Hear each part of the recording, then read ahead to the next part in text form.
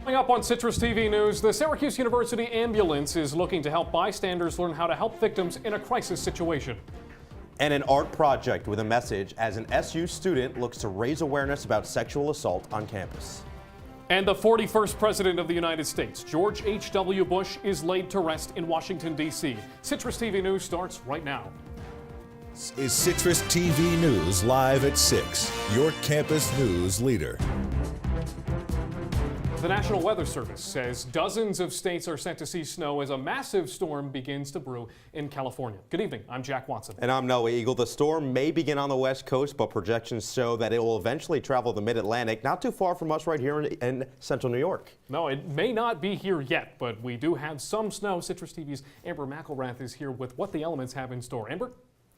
Yeah, guys, we are supposed to see snow soon, but we were lucky enough not to see it today. We had a beautiful day out, nice and sunny, and right now it's still clear.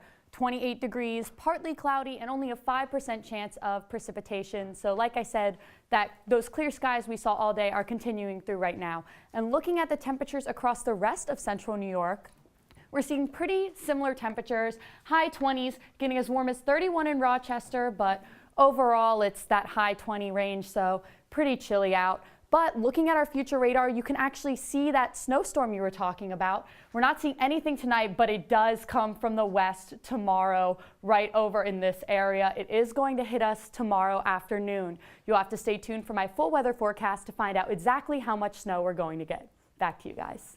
All right, Amber, new details in the university's effort to understand bias. On December 14th, Kimberly Ratley will give the keynote address, Understanding Everyday Bias. Ratley is an organizational development specialist, and Chief Diversity Officer Keith Alford says that he's looking forward to Ratley sharing her experience with the staff members. He also notes that SU is dedicated to understanding diversity and bias.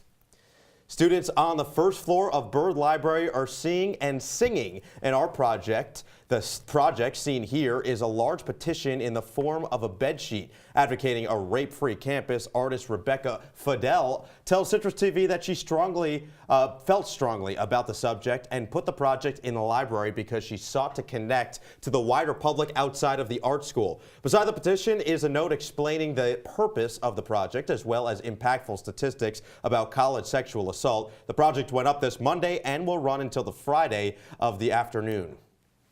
SU Ambulance is joining a nationwide effort by offering Stop the Bleed training. The Stop the Bleed campaign aims to help civilians learn how to prevent victims from bleeding out in the event of an emergency. On Friday, December 14th and Thursday, December 20th, members of the SU Ambulance will train students, faculty, and staff to perform life-saving procedures. The Stop the Bleed campaign was started by the Obama administration back in 2015. SU students are in the midst of finals season, but the way those finals come can be very different. Citrus TV reporter Justine Murray joins us live in studio to tell us how professors choose to evaluate students at semester's end.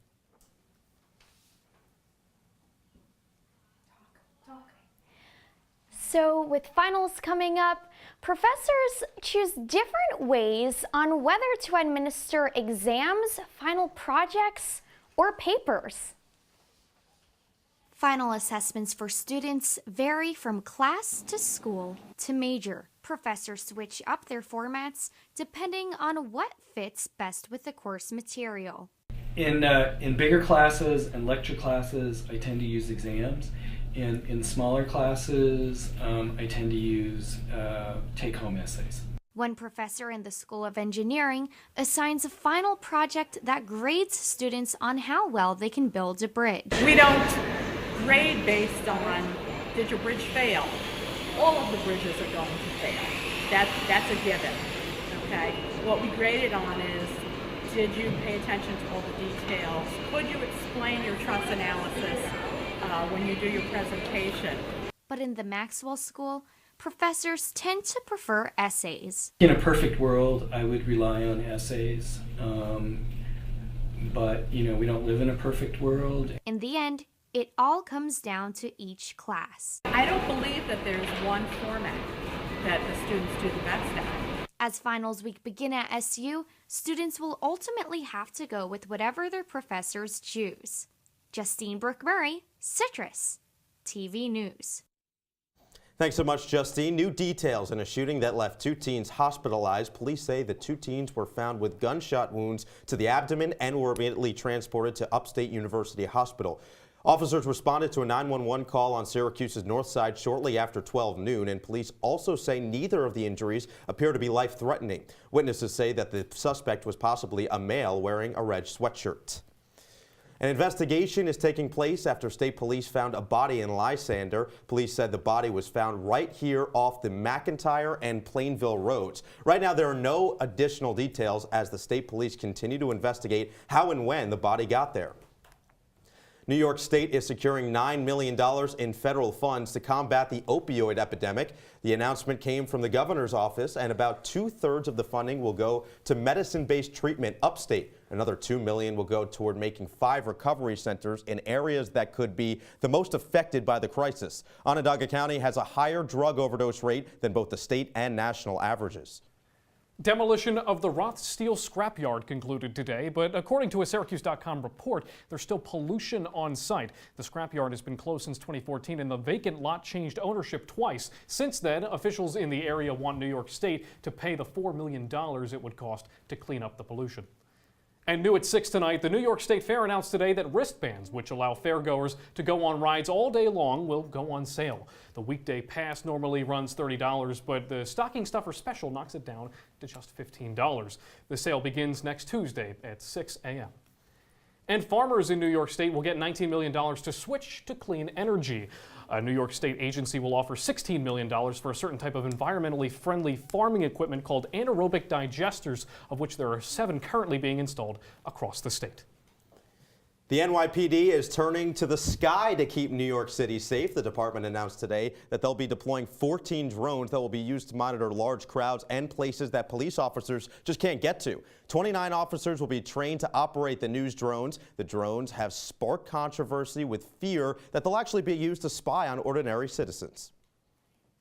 The NYPD is aware that there are some concerns about this announcement. So let me be clear, NYPD drones will not be used for warrantless surveillances. NYPD drones will be used to save lives and enhance our response in emergency situations.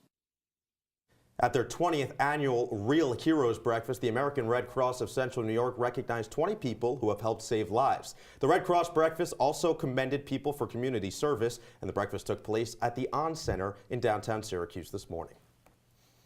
A man in New York State is being sentenced to 3 years behind bars for allegedly running a Finger Lakes rental house scam. Henry Dean is accused by prosecutors of defrauding around 20 people and getting about $140,000 for it. Dean allegedly canceled customers' reservations and refused to refund them. He's also ordered to pay back over $100,000 of those dollars.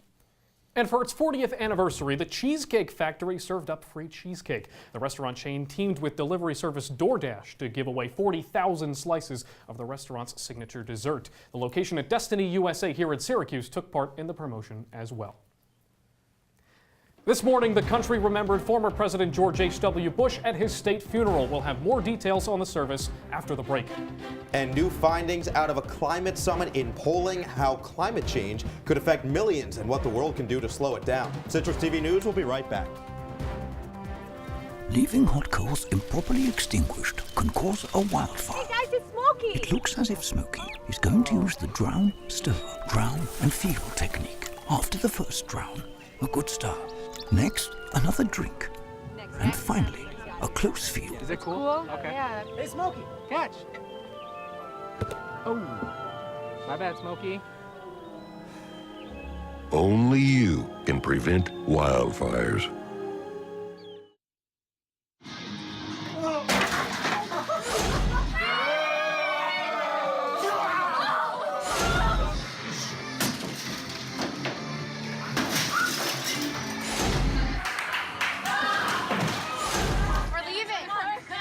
Most party fouls are pretty dumb.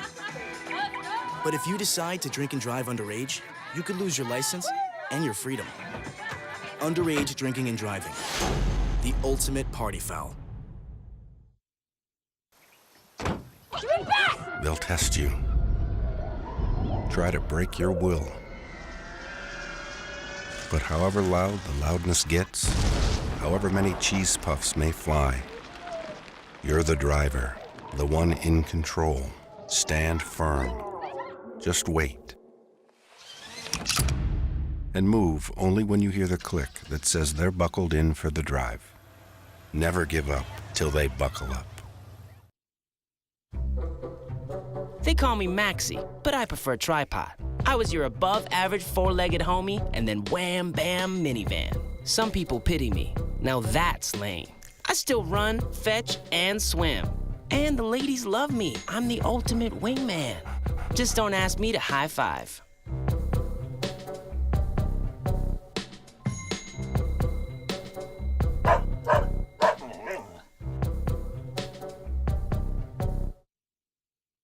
If you see news happening on campus, in Syracuse, or across the nation, call the Citrus TV Newsroom, 315-443-1177, or tweet at CitrusTV News, your campus news leader.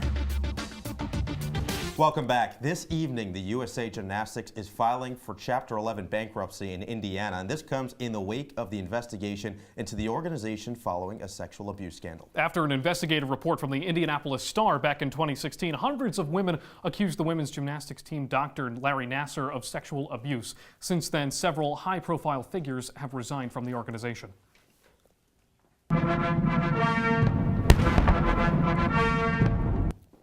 Today, the country remembers George H.W. Bush as the state funeral for the 41st president took place this morning. Several government services temporarily stopped in remembrance of President Bush, as well as the New York Stock Exchange. The funeral was attended by multiple world leaders and former presidents, including Barack Obama, Bill Clinton, as well as Prince Charles and German Chancellor Angela Merkel.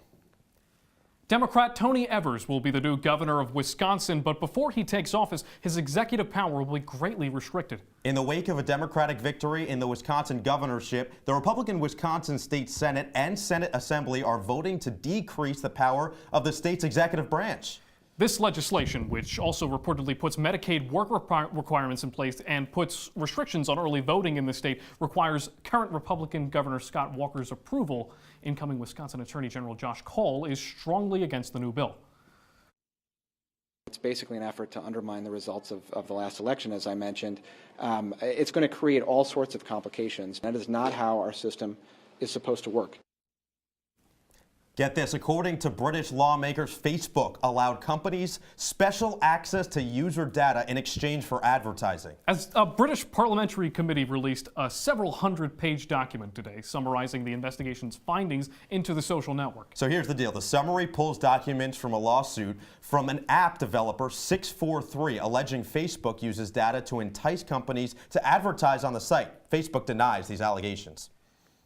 And fighting climate change will save lives. That's according to the World Health Organization, who says that if the goals of the 2015 Paris Climate Accords are met, it will save millions by 2050. These findings and more are detailed in a UN report released from the organization's climate summit in Poland. According to the report, climate change will impact drinking water, food nutrients, and the severity of natural disasters. And despite claims from President Trump that climate change is not a pressing issue based on little to no evidence, figures paint a more dire picture. Scientists say the level of carbon dioxide emissions is at the highest on record, meaning the world's nations are far off the goals set to reduce emissions. Natural historian Sir David Attenborough spoke at the summit, saying climate change is a unique and dangerous threat.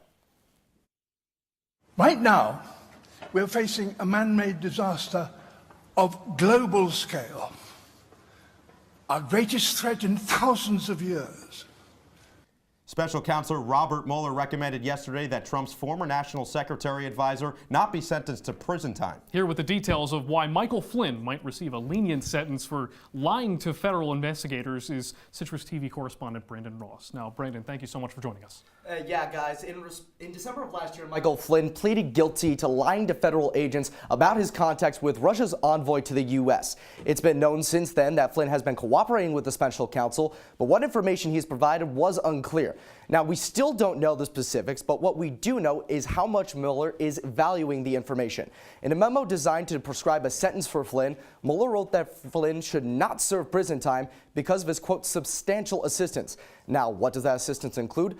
Flynn participated in 19 interviews. He went through those interviews with the special counsel's office and attorneys from various offices in the Department of Justice. We don't know what this all means right now, but it probably isn't great for President Trump. This news about Michael Flynn comes just days after Trump's personal lawyer, Michael Cohen, turned on the president. Cohen pleaded guilty to his charges and revealed Trump's connection to a Moscow skyscraper project. That dealing occurred in 2016 as Trump was angling to win the Republican nomination. There's also a lot of redacted information in those documents, so there could be a lot more out there that the public still doesn't know. All right, Brandon, thank you so much for that. We'll keep an eye on it for sure.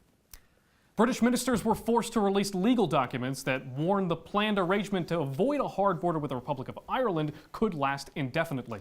The Democratic Unionist Party of Northern Ireland says that the country will be subject to different customs rules from the rest of the UK, saying the situation would be, quote, devastating. However, May says the government customs arrangement will only be temporary. Representatives of Yemen's government and Houthi rebels are in Sweden to engage in peace talks. The UN hopes these talks will help to ease the fighting that has persisted over the 3-year war. Yemen is in a state of humanitarian crisis, with reports stating that approximately 85,000 children are under the age of 5 and are dead due to starvation. Fighting first began when Iran-backed Houthi rebels took over the Yemen capital, forcing warfare with a Saudi-led and U.S.-backed coalition. Cubans will enjoy access to mobile internet for the very first time starting tomorrow. The country says that 3G internet access will be available to those with mobile devices. However, some say that the cost is prohibitive. The state telecom monopoly Etexa is set to offer packages ranging from $7 to $30 per month. And in 2017, the average monthly salary for Cuban workers, $30. Venezuelan President Nicolas Maduro is in Moscow today to meet with Russian President Vladimir Putin. The two leaders are believed to be discussing Russia's economic assistance to the struggling Venezuelan nation. According to reports, Venezuela owns billions of dollars to Russia, and Putin says that he understands the South American nation's dire situation and supports the leader. Coming up after the break, everything you need to know about Syracuse weather. Stay tuned. Patriotism. It inspires passionate debate. It's worn like a badge of honor with good reason, because it means love and devotion for one's country. But what really makes up this country of ours? It's the people. To love America is to love all Americans. This year, patriotism shouldn't just be about pride of country. It should be about love. Love beyond age, sexuality, disability, race, religion, and other labels. Because love has no labels.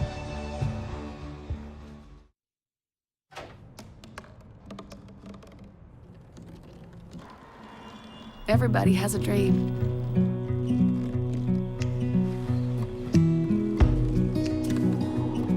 Mine was to see the ocean. And with a little help, I made it.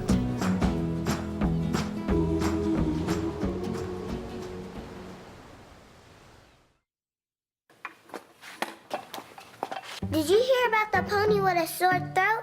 He was a little horse. Can I tell you a cat joke? Just kidding. Why couldn't the Why was the basketball court all wet? Why? Because the players kept dribbling all over it. Where do cats go on vacation? New York.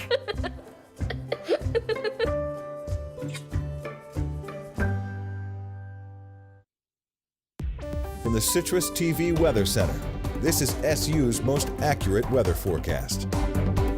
Welcome back to Citrus TV News. Looking at the weather tonight, we're going to have a clear night, just like the clear skies we saw today, a little chilly, 24 degrees. And looking at the weather when you're waking up tomorrow, 30 degrees, it's going to be cloudy in the morning, and it's going to feel significantly colder, about 21 degrees when you're waking up to go to class. And looking at the weather throughout Thursday, it's going to be in the mid-30 range all day. Feels about 10 degrees colder than those 30-degree temperatures, and we are expecting snow showers about 4 p.m. Looking at our chance of snow on Thursday, the most snowfall is expected between 4 and 8 p.m. As you can see here at 7, 55% chance of snow, but besides that, it's only going to be snowing pretty much in the afternoon. And if we look at our November snowfall records, we actually have seen the highest amount of snowfall since between 2006 and 2018. This year we had 21.3 inches on average. We get 6.7 inches. I'll have my 5-day forecast coming up. Back to you guys. Coming up in sports, the SU men's basketball team took over the Dome last night against Northeastern, and today it's the women's team's turn. We catch up with Syracuse women's basketball beat reporter AJ Fabbri live in the Dome on the other side.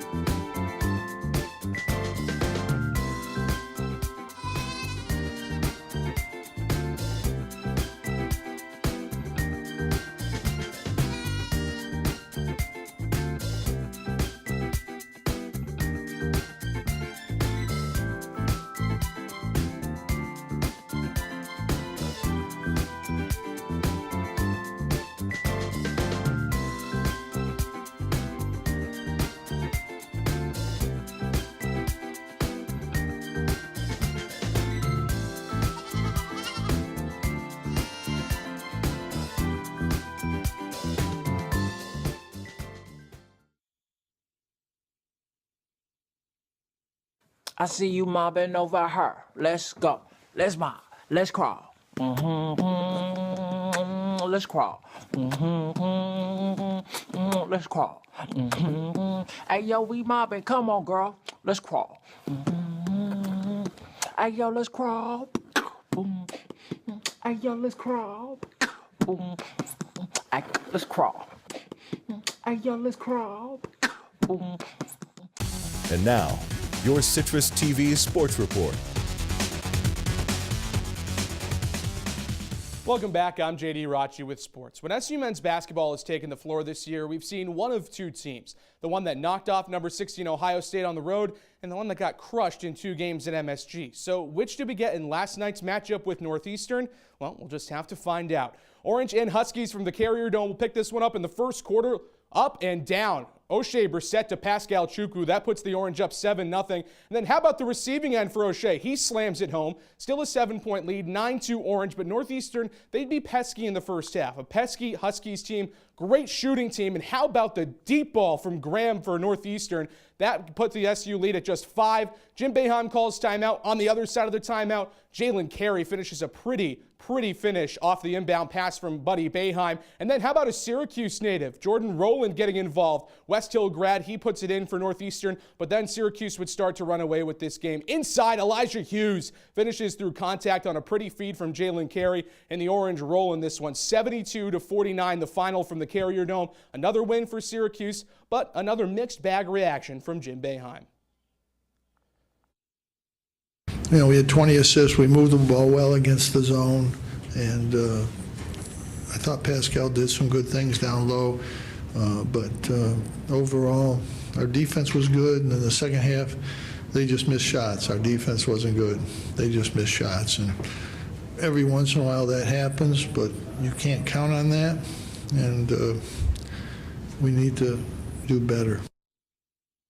Next up for the men's team, a matchup with Georgetown in the Dome on Saturday, but tonight in the Loud House, SU women's basketball takes on Maryland Eastern Shore. And now we're joined by women's basketball beat reporter AJ Fabbri live from the Dome. AJ, Syracuse coming into tonight off a dominant win over Towson on Sunday.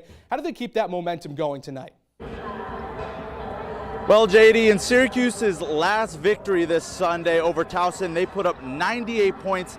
And that was a season high for the Orange, and most of that was because of the defense. They scored 31 points off of 30 Towson turnovers. Maryland Eastern Shore, they averaged 17 turnovers a game, so I'm expecting the Syracuse defense to come out, be aggressive, push the pace, and look to create some offense from their defense. And defense is always brought up when we talk about this Syracuse women's basketball team. Another thing that gets brought up is just how deep they are. And when you're that deep, some important players kind of get lost in the shuffle of those who stand out from game to game. Who are you looking for to have a breakout game tonight and really make their presence felt? JD, I'm going to go with the true freshman Emily Angsler. She started off the year very hot, had a double-double earlier this year, but in the past couple games she's been a little quiet. Last 3 games, she's averaging just around 4 points per game. But I think tonight against Maryland Eastern Shore, she's got a 6'1" wiry frame. I think she's going to be able to come out here, push the pace, be aggressive, and get back to her scoring ways and have a big game tonight here for the Orange. And speaking of this game, be sure to follow along for live updates and post-game coverage at Armin John and at Citrus TV Sports on Twitter for updates throughout the game. Hey, thanks so much. And another award could be on the way for Dino Babers. A day after being named the ACC Co-Coach of the Year by the AP, Dino was named as one of 7 finalists for the 2018 Dodd Trophy today, which is awarded annually to the coach who best embodies scholarship, leadership, and integrity. The winner of the award will be announced in the week leading up to the Peach Bowl in late December. And a big opportunity for the Nets tonight as they look to snap a 7-game losing streak when the Thunder come to Barclays Center at 7:30. Unfortunately for Brooklyn, Oklahoma City is just as hot as the Nets are cold. The Thunder have won 8 of their last 10 games and sit at 3rd place in the Western Conference. Great stuff as always, JD, and we'll be right back after a short break. They told me a bottle couldn't dream, that I would never become a superhero.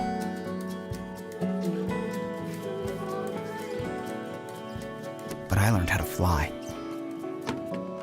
just to come back in a new disguise and be the hero that I've always wanted to be.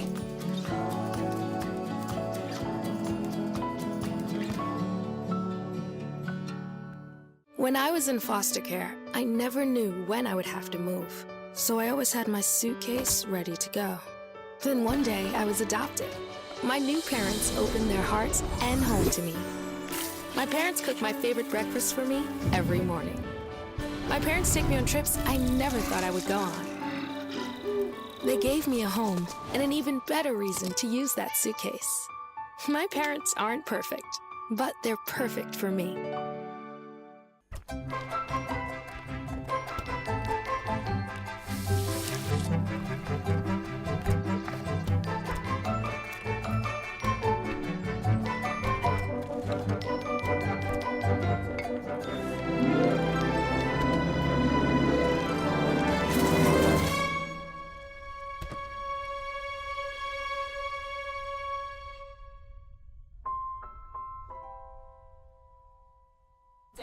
Welcome back to Citrus TV News, and we bring back our weather anchor, Amber McElrath. Now, Amber, what's the weather going to be like when we wake up tomorrow morning? So it is going to be chilly, but luckily we are going to be seeing clear skies. It's going to be cloudy, though, so I wouldn't expect any sun. However, if you look at the rest of the week, while we are looking at our 5-day forecast, it's going to be cloudy most of the week. Saturday and Sunday, we might be seeing a little bit of sun. If you're going to do anything, get out of the library.